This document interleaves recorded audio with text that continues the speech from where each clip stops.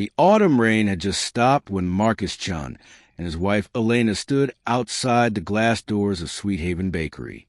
Their clothes were worn thin from years of hardship, their faces carved with lines that told stories of survival. Marcus held Elena's frail hand as they watched the warm glow inside the shop.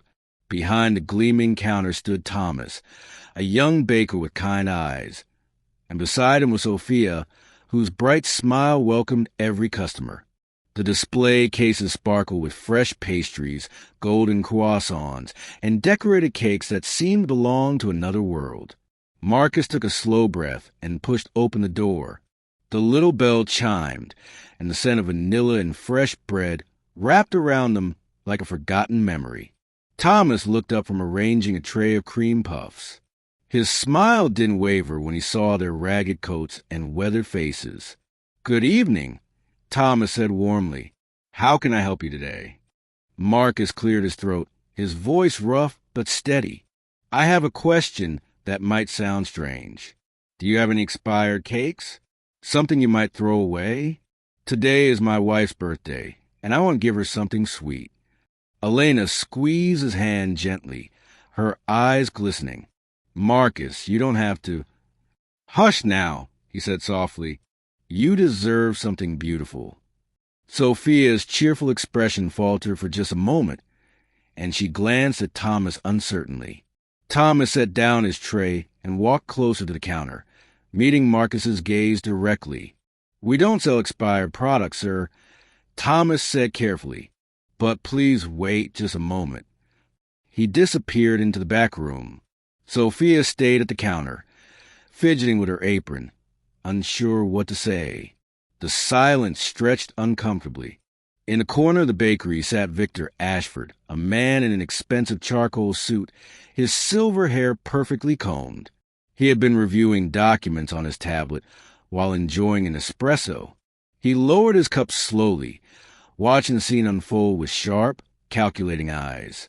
Thomas returned carrying a small round cake with white frosting and delicate sugar flowers. It wasn't extravagant, but it was fresh and lovely. "This one didn't sell today," Thomas said, placing it gently on the counter. "Consider it a gift. Happy birthday, ma'am." Elena's hand flew to her mouth, tears spilling over. "We can't accept this. We have no money to pay." "Then don't pay," Thomas replied simply. "It's a birthday. Everyone deserves cake on their birthday." Sophia quickly found a candle and placed it on top, lighting it with a small smile returning to her face. Marcus's shoulders shook as he tried to hold back his emotions. "Young man, I don't know how to thank you. This kindness, it means more than you know.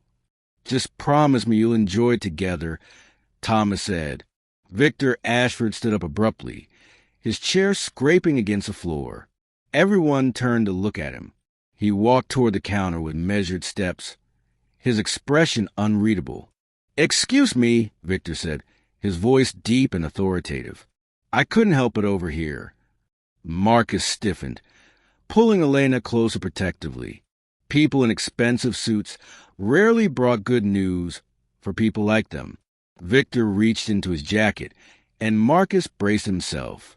But instead of a phone to call security, Victor pulled out his wallet. He took out several crisp bills and placed them on the counter in front of Thomas. "That cake," Victor said, pointing to an elaborate 3-tier cake in the display. "I'd like to purchase it for this couple." Thomas blinked in surprise.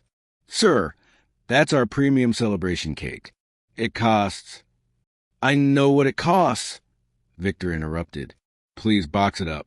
Marcus shook his head quickly. No, we can't accept charity like this. The small cake is already too much." Victor turned to face Marcus fully. For a long moment, he just looked at the old man, and something shifted in his expression, something raw and human beneath the polished exterior. 42 years ago, Victor began quietly, I was 7 years old. My father lost his job, and we lost our home.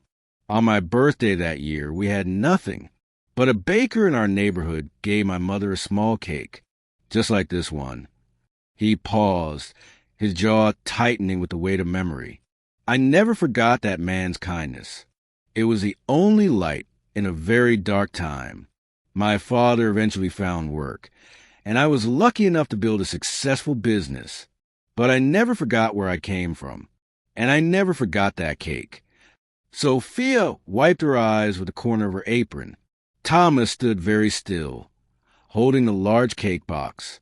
So please, Victor continued, his voice softened now, let me return the kindness that was shown to me all those years ago. Not as charity, but as remembrance. Elena stepped forward, her thin frame straightening with dignity. Then we accept not as beggars, but as people who understand the value of a generous heart. Thank you.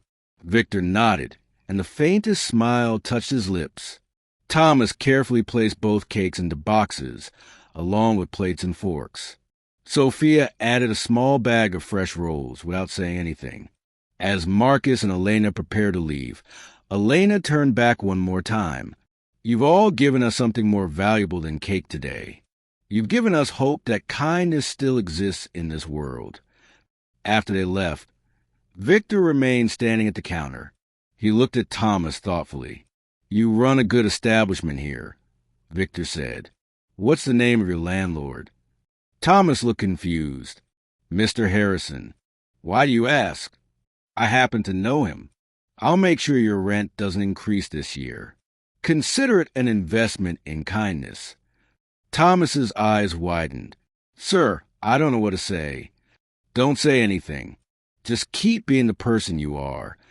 Victor returned to his table, gathered his belongings, and walked to the door.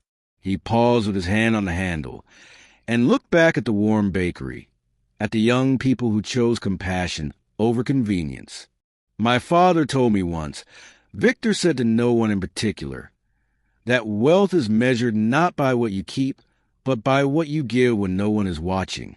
I'm beginning to understand what he meant. As the door closed behind him, Sophia turned to Thomas. Did that really just happen? Thomas laughed, a sound of pure wonder. I think it did. I think we just learned that small acts of kindness can echo through decades. Outside, rain began to fall again, gentle and cleansing. But inside Sweet Haven Bakery, the warmth remained, a reminder that humanity's greatest treasures are found not in grand gestures, but in simple moments of grace between strangers who choose to see each other's worth. And somewhere across the city, an old couple sat together in their modest room, sharing cake by candlelight, remembering that they were not forgotten by the world after all. If this story touched your heart, please share, and subscribe for more stories that celebrate the quiet heroes among us. Leave a comment below about a time when someone's small kindness made a big difference in your life. Read Triclaw can make mistakes. Please double-check responses.